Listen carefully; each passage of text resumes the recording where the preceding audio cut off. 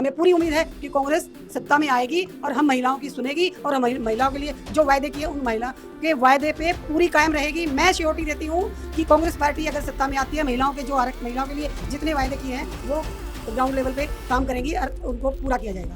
मोदी जी का इन्होंने नारा दिया था बेटी बचाओ बेटी पढ़ाओ, आज बेटियां इनसे बचानी मुश्किल हो रही है। आपने देखा नहीं जंतर मंतर पे क्या हुआ, हमारी पहलवान बेटियों को कैसे घसीट के फेंका गया था। के नेता ऐसे थे जो 2010 में उनका बयान भी है, जैसे योगी आदित्यनाथ का, उन्होंने कहा कि महिला आरक्षण बिल अगर पास हो जाता है तो हम इस्तीफा दे दूंगा मैं, लेकिन आज महिला बिल का समर्थन कर रहे हैं वो।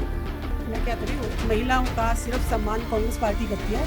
हमारी आदरणीय प्रधानमंत्री जी इंदिरा गांधी जी ने उन्होंने उस समय महिलाओं को सम्मान दिया था। राजनीति में हो, नौकरी में हो, किसी भी फील्ड में हो, हर फील्ड में महिलाओं को आधा हक मिलेगा। हमारे साथ अभी दिल्ली प्रदेश की अध्यक्ष है महिला विंग की पुष्पा सिंह। इनसे जानेंगे कि जिस तरीके से कांग्रेस ने गारंटी निकाली और खास करके महिलाओं के लिए गारंटी निकाली, क्या उसको कांग्रेस आने वाले टाइम में पूरा कर पाएगी या नहीं। ये जो 5 गारंटीज हैं जो निकाली है कांग्रेस ने अपने मैनिफेस्टो में, क्या लगता है कि ये पूरा कर पाएगी, क्योंकि भारतीय जनता पार्टी कहीं ना कहीं इस पे डाउट है उनको। देखो, उनके डाउट तो कोई भी क्लियर है। अगर भगवान भी आ गए, भगवान राम के भक्त कहते हैं, अगर भगवान राम भी आ जाए ना, वो भी इनकी बातों को पूरा नहीं कर पाएंगे। ये इतने दो मुखी सांप है ये। मैम, ये जो 5 गारंटीज निकाली गई है, इससे महिला कितनी सशक्त होंगी। देखिए, ये हमारे आदरणीय राहुल गांधी जी और खड़गे जी के निर्देश अनुसार देश में अलग अलग नारी न्याय की गारंटी, किसानों की गारंटी, युवाओं की गारंटी, सशक्तिकरण की, ये अलग अलग 5 गारंटियां निकाली हैं अलग। ऐसे ही नारी न्याय में 5 अलग गारंटियां हैं। ये देखिए पीछे बैनर भी बना हुआ है, मैं आपको बता देती हूँ थोड़ा, जिसमें महालक्ष्मी पहले है। महालक्ष्मी पहले। महालक्ष्मी गारंटी में क्या होगा कि एक साल में, हर साल में एक महिला को, जो गरीब परिवार की महिला है, उसको सालाना 1 लाख रुपए दिया जाएगा। दूसरा है आधी आबादी पूरा हक। आधी आबादी हमारी महिलाओं की देश में आधी आबादी है, तो उनको हक भी पूरा मिलना चाहिए। तो कांग्रेस आधी आबादी को पूरा हक देगी, चाहे वो किसी भी फील्ड में हो, चाहे वो राजनीति में हो, नौकरी में हो, किसी भी फील्ड में हो, हर फील्ड में महिलाओं को आधा हक मिलेगा। यानी कि 50% आरक्षण मिलेगा, रिजर्वेशन मिलेगा। यस। मैं इस पे एक सवाल है मैम, क्योंकि जिस तरीके से बीजेपी बिल लेकर के आई रिजर्वेशन 33%, वो कहीं ना कहीं यूपीए गवर्नमेंट में आई थी बिल, 2010 में यूपीए लेकर के आई थी, लेकिन कहीं ना कहीं ये क्रेडिट तो लेकर के गई बीजेपी, भारतीय जनता पार्टी। वो क्रेडिट लेके गई है, किया क्या है उन्होंने एक जुमला दिया है। जैसे ये हमारे प्रधानमंत्री जी ने, जब ये 10 साल पहले प्रधानमंत्री बने थे ना, इन्होंने जुमले दिए थे, अमित शाह ने जुमले दिए थे कि सबके खातों में 15-15 लाख आ जाएंगे। वैसे ही महिलाओं को एक जुमला दिया उन्होंने कि अगली बार जब सरकार आएगी तब ये उसको लाएंगे, बिल को पास करेंगे। हो सकता है उसमें इनकी सरकार ना आए तो खत्म गया।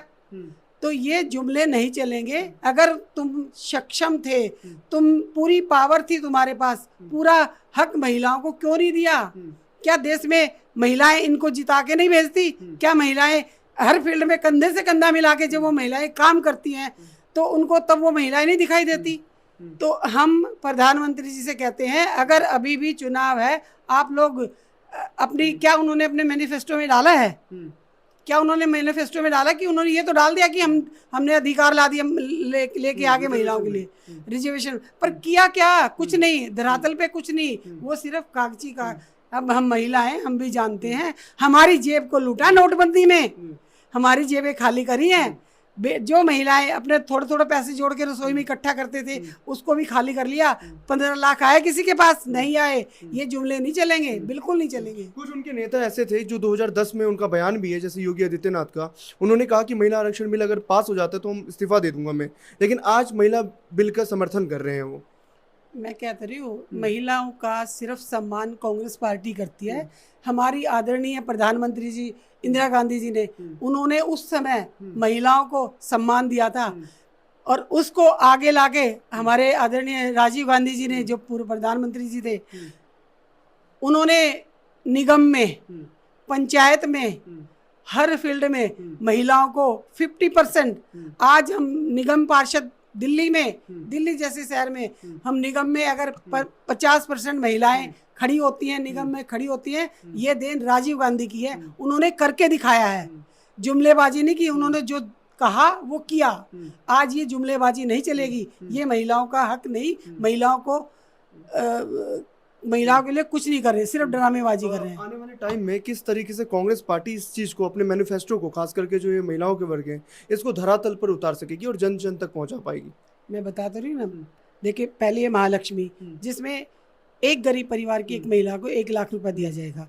दूसरा है आधी आबादी पूरा हक, केंद्र सरकार के सभी भर्तियों में महिलाओं की हिस्सेदारी होगी, आधी हिस्सेदारी होगी, मतलब आधी होगी तो आधी होगी, चाहे कोई भी ऑफिस है, कोई भी फील्ड है, कहीं पर भी आधी महिलाओं की हिस्सेदारी होगी। तीसरा है शक्ति का सम्मान, आशा, आंगनवाड़ी और मिड डे मील वाली जो बहनें हैं उनको उनका हक नहीं मिलता, उनको सैलरी नहीं मिलती जितनी उनको मिलनी चाहिए, उसको डबल करेगी कांग्रेस आएगी तो। और चौथा है अधिकार मैत्री, हर पंचायत में महिलाओं के हकों के लिए, जिससे उनको दर दर ना भटकना पड़े, एक नियुक्त की जाएगी जो उनके हक के लिए वहाँ तक जाएगी और उनको हक दिलवाएगी। और चौथा है, पांचवा है सावित्रीबाई फुले हॉस्टल।